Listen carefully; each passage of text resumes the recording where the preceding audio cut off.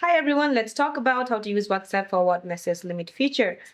So let me tell you guys, you do not need to turn on or activate the WhatsApp forward message limit feature because it is permanently built into the application.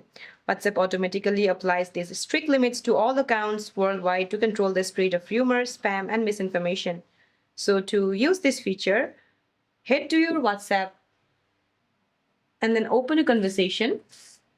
Now tap and hold the specific message inside your individual or group chat, and then tap forward icon, the arrow pointing to the right side. Once you tap on it, tap the send icon at the bottom right corner of your screen, and then search for or select your target contacts or groups. Now tap send to dispatch the message. So that's it for this video, guys. I hope this video is helpful. See you in my next one.